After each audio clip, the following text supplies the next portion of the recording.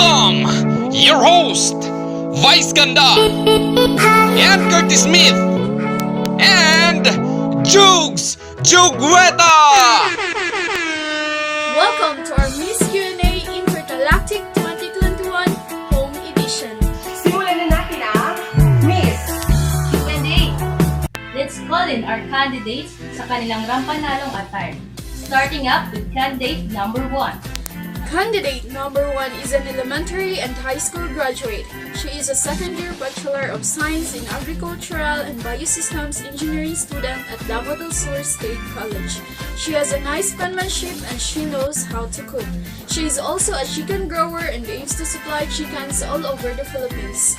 Ladies and gentlemen, candidate number 1. All the way from Sikatuna Street, Poblacion, Municipality of Kiblawan, Province of Davao del Sur. What's up, madlang people?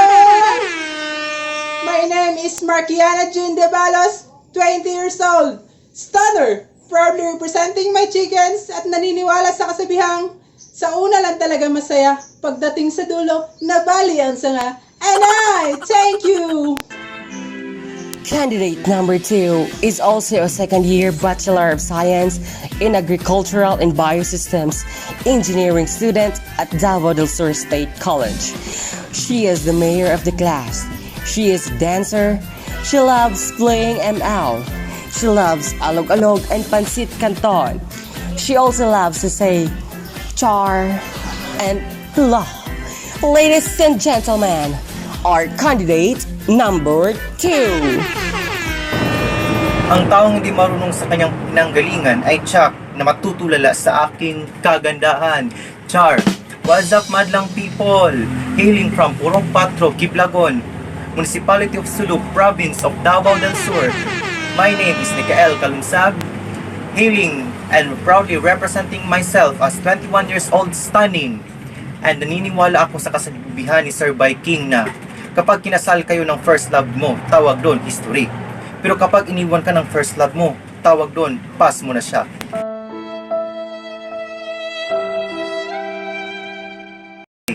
Thank you! Candidate number 3 is also a second-year Bachelor of Science in Agricultural and Biosystem Engineering student at Davao del Sur State College. She is a dancer. She is no good in keeping some of her classmate things. She loves to eat banana Q and drink alog-alog after class. She's kind and can cook for you. She loves making people happy. Ladies and gentlemen, our candidate number 3. Minikani ko ni Monico ang makina, mahal kita. Gusto ko ang nota ng mga kanta mo. Gusto ko ang nota mo. What's up, madlang people? A lady that's standing in front of you is a lady from Purok Tres, Barangay Kiblagon, Municipality of Suluk, Province of Davao del Sur. My name is Jenny DALORA, 20 years of age. Stunner na nag-iiwan ng isang paalala na kapag ikaw ay natutulog, nangangahulugan na you are sleeping, and I thank you. A round of applause, please, for our 3 stunning candidates. And now let's move on to our next round, ang Tumpak Ganern. Candidates, kaway sa kanan. Kapag sasagot ay pindutin lamang ang imaginary buzzer. Ito na ang inyong katanungan. There are 3 methods of data analysis in historical research. Give at least one and define it. Okay, go, candidate number 2. I believe answer ito. And I believe isa ito sa tatlo, and I believe tama ako.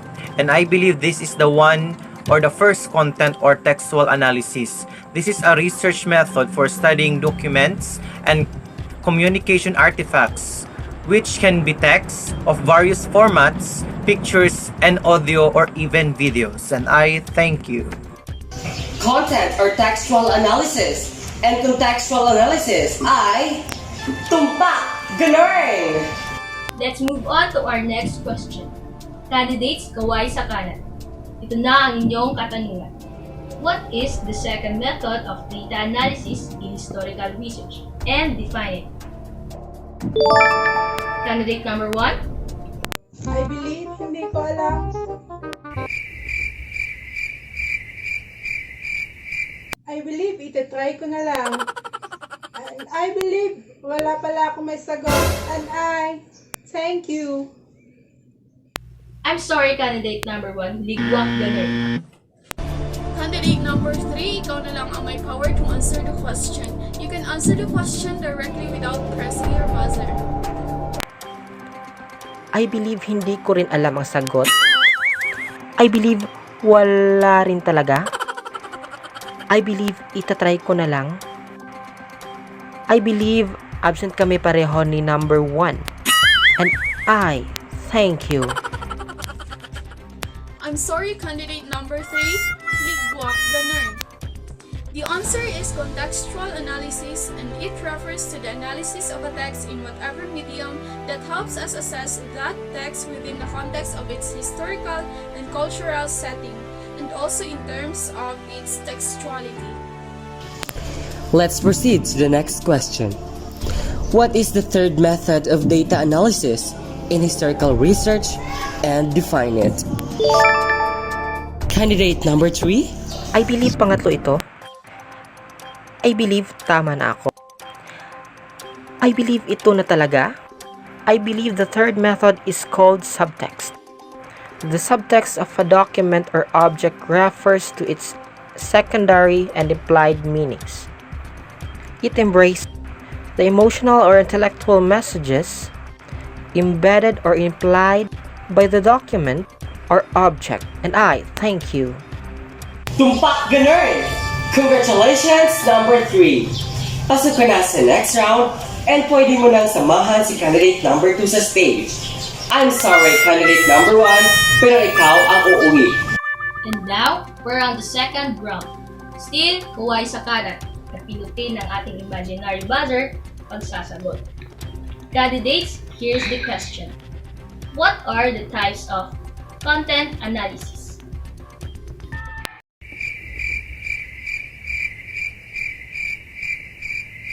Okay, mukhang mulang may alam ng tamang sagot. So, ligwak ganun kayong dalawa. The answer is conceptual analysis and relational analysis. For more information, conceptual analysis pertains to the establishing the existence and frequency of concepts in a text, while relational analysis builds on conceptual analysis by examining the relationship among concepts in a text. Since walang nakakuha ng tamang sagot, let's proceed to another question. In using contextual analysis, there are 7 questions that are needed to be answered to come up with good results. There are actually 7 questions. Enumerate those 7. I believe pito sila. I believe these are guide questions. And I believe hindi ko alam lahat pero susubukan ko. Una is what the text reveal about itself as a text. Second, what does the text tell us about its apparent intended audiences? Third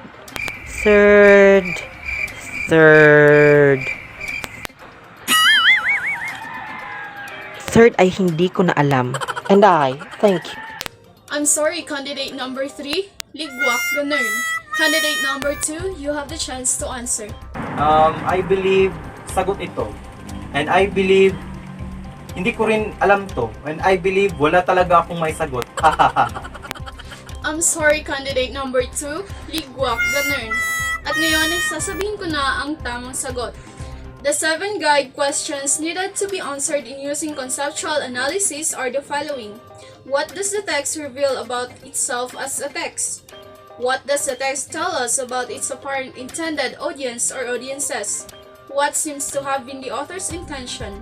What is the occasion for this text? Is the text intended as some sort of call to or for action? Is the text intended as some sort of call to or for reflection or consideration rather than direct action? And lastly, can we identify any non-textual circumstances that affected the creation and reception of the text? Since wala pa rin ang nakakasagot sa mga katanungan, tumungo tayo sa isang tanong na naman. In using content analysis, there are 5 guides to come up with good result. What are those? Candidate number 2. I believe 5 sila. And I believe nakastudy talaga ako nito. And I believe mananalo na ako sa round na ito. And I believe these are the following. Preparation of coded schedules, production of coding manuals, description and organizational of elements of contents, description of the categories that is emerging from the data, and lastly, quantitative analysis of coded content. And I thank you. Tumpak the nerd! Congratulations, number 2. Pasok ka na sa last round of the competition. Thank you for joining candidate number 3. We're on the last round of the competition, the Backclamation. Ngayon ay tatawagin na natin ang ating Miss Reigning Q&A, Berta. Sa mga taong naniniwala sa aking kakayahan, lalo na ang aking pamilya, isang karangalan ang makakuha na ika-3 korona sa patimpalak na ito. Tagumpay na kung saan gamit ko ang lahat ng biyaya na ibinigay sa akin ng ating Panginoon. Muli, maraming salamat sa oportunidad na makatungtong ulit sa entabladong ito. Berta COYOCA, ang inyong reigning Miss Q&A for the 3rd time. Kung sakaling palarin at muling manalo, si reigning Miss Q&A ay pasok na siya sa semifinals. Kaya good luck sa iyo, Berta! At ngayon ay dumiretso na tayo sa huling round. Ito ang Backclamation. Tanong na lang ang inyong sasagutin at mauuna ka, candidate number 2, Micaela Kalunsag. Isa lang pong paalala, the views and opinion of the candidate and the reigning Miss Q&A do not reflect the views and opinions of the show, the management, and the network. Candidate number 2, ngayon naghahanda na si Berta. Nagre-relax siya doon at ikaw muna ang aming tatanungin. You have 30 seconds to answer this question. What are the importance of methods of data analysis in historical research? I believe that the importance of those methods of data analysis in historical research is to gain a clear understanding of the text and to be able to interpret the data collected. And I thank you. Maraming salamat, Micaela Kalunsag. It's your turn, reigning Miss Q&A, Berta COYOCA. Ang ganda naman. Thank you. Good luck sa you, Berta. You only have 30 seconds to answer. Here's your question. What is the importance of methods of data analysis in historical research? Your 30 seconds starts now. Thank you. I believe that the importance of methods of data analysis in historical research is to find a meaning in data so that the derived knowledge can be used to make informed decisions. Those methods can be used in reducing data to a story and interpreting it to derive insights. In addition, these methods can be a great help in reducing larger chunk of data into smaller fragments, which makes sense. And I thank you! Congratulations, ladies! And now, let's wait for the results.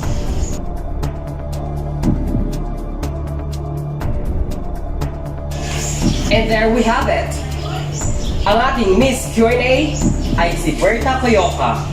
At ikaw pa rin ang reigning Miss Q&A. At pasok ka na sa semifinals. Congratulations! At babalik ka sa susunod para i-defend ang title mo. Maraming salamat naman kay candidate number 2, Micaela Kalunsag, sa pagsali. Uuwi naman siya with 10,000 pesos. Baybayan na naman natin sa susunod ang labanan ng mga begging mananal pagdating sa ang Miss Q&A! This is your show! This is your time! It's